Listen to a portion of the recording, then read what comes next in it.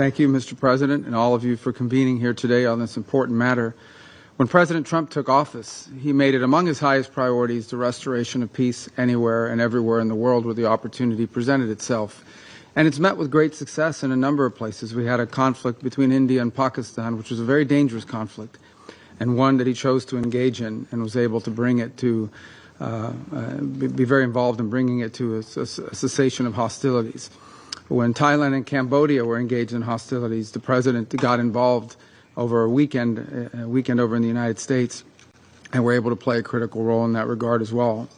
We are very grateful to some of the countries in this room that were helpful in that regard with the DRC and Rwanda, and work remains to be done. But again, a conflict that presents grave dangers and extraordinary humanitarian challenges. With Azerbaijan and Armenia as well. He has become involved, and we were able to sign an agreement at the White House very recently that hopefully prevents a future conflict which would prove costly and deadly. But the one that's proved to be an extraordinary challenge has been the war in Ukraine, between Russia and Ukraine. The president has worked on it tirelessly, has invested a tremendous amount of his own time, energy, and the highest levels of our government. We have had meetings in Turkey, meetings in Saudi Arabia, meetings in Alaska, countless phone calls, doing everything possible to bring this conflict to a resolution and to an end. A war that cannot end militarily. It will end at a negotiating table. That's where this war will end. But the longer it lasts, the more people will die, the more will be destroyed. Some of the numbers we are seeing in the loss of life among military personnel, for example, on the Russian Federation side, are staggering. Staggering. In 1 month alone. More loss of life than in the entirety of the U.S. engagement in Afghanistan or Iraq. This war has to end, and we have done everything we possibly can and will continue to do everything we possibly can to bring it to an end. Very generous offers have been made. For example, a ceasefire at the current lines of contact, while all the other details on the future of the conflict could be worked out in terms of future territorial lines. The president has shown extraordinary patience in terms of not assessing additional sanctions in the hopes of having a breakthrough in this regard. And all has come to what appears to be not just a stagnant one, but an era, and we've entered a period of what appears to be potential even escalation, with the historically highest number of strikes we've seen over the last few nights and before. And now we are also watching incursions into neighboring airspace by both drones and airplanes. The president is a very patient man. He's very committed to peace, but his patience is not infinite. And as he has said repeatedly, he has before him the opportunity and the options of imposing additional economic costs on the Russian Federation if necessary in order to bring this to an end.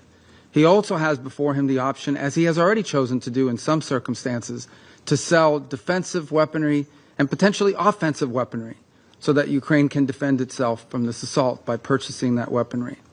So I'm here to say to the Security Council, the United States remains as committed as it has ever been to a peaceful resolution to this dangerous conflict. But there will come a moment in which we will have to conclude that perhaps there is no interest in a peaceful resolution. And then the president has before him real options, which he intends to pursue, as he has made clear today in some of the messages he has put out. So I strongly urge the Security Council, the member states here, and those who are not part of this as well, to do everything in their power, and including the Russian Federation, to do everything within their power, and the Ukrainian side for that matter as well, but all sides, to bring this war to an end before it becomes something that will last another 3 or 4 years, lead to more destruction, both economic and at the same time and loss of life and loss of property and loss of futures. This war needs to end.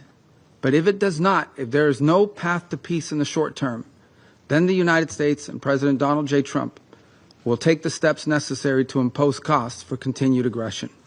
Thank you. This comes as top allies to the United States formally recognize a Palestinian state, drawing swift criticism from Israeli leadership. So what does this mean ahead of this week's high-stakes summit? Let's bring in the Secretary of State, Marco Rubio. Apparently the president wants his famous message of peace through strength today at the UN. What do you anticipate him saying?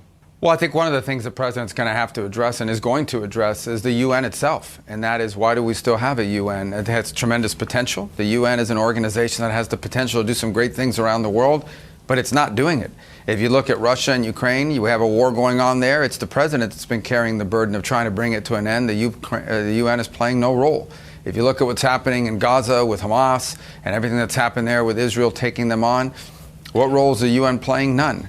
We're going to try here, and even as close to home in the Western Hemisphere, in a place like Haiti, that's been overrun by gangs that control that country and has destabilized the region. The U.S. is asking for the UN to step up and play a very important role. We have a lot of support, but it looks like China might stand in the way of this effort to bring that about. The UN will play no role if they do that. So I think what the president's going to do is challenge the UN to find its meaning and its purpose and its utility as an organization, because it doesn't seem to be doing the job, and it's pretty good at spending a lot of money.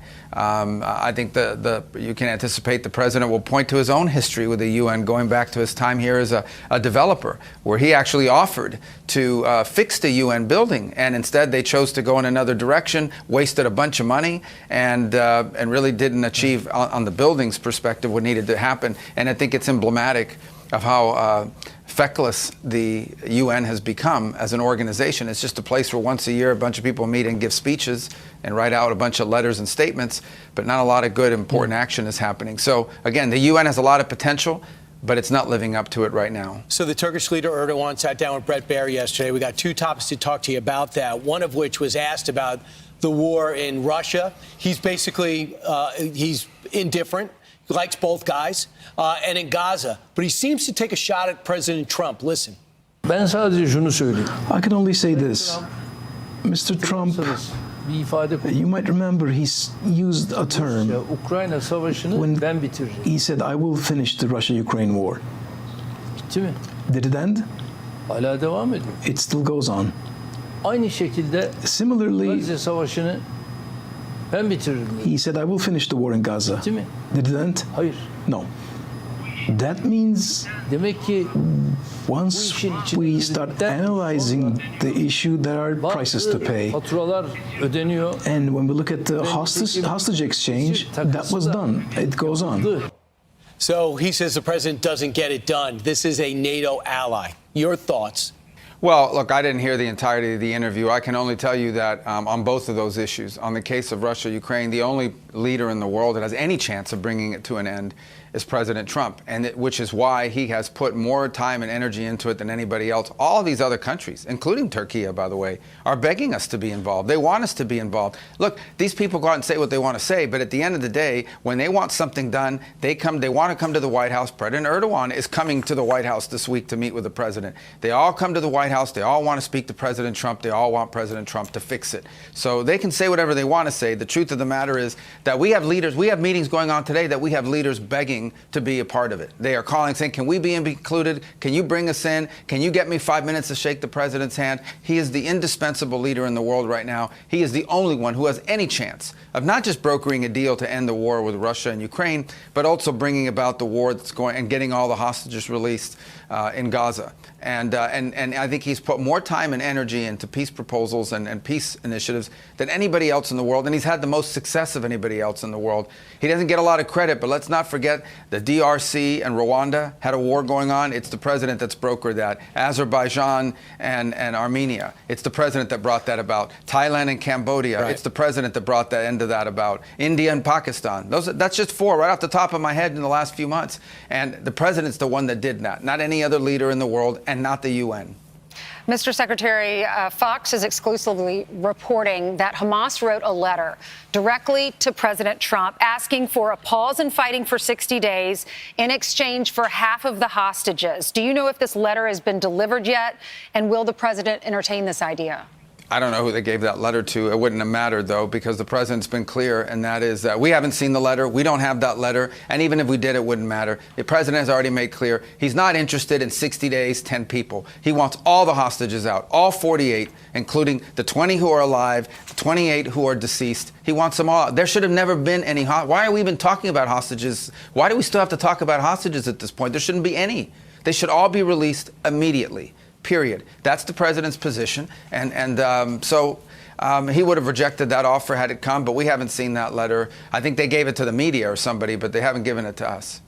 Mr. Secretary, the president said the final warning to Hamas. What does that mean? Well, I mean, you've got Israel is right at the doorstep of Gaza City. I mean, they've begun an operation to go in. And all of the leaders of Hamas, all of the main leaders inside of Gaza and Hamas are all concentrated in Gaza City. It may take a while, but they're not going to survive the Israeli push. Now, what we would hope to see is that it doesn't have to happen because Hamas surrenders, they lay down their arms, they release all the hostages, and then the important work of sort of rebuilding Gaza and providing a place where Palestinians can live prosperously and peacefully, that work can begin. But that work can't begin until the hostages are released and Hamas no longer exists. And so the sooner that happens, the sooner peace will begin.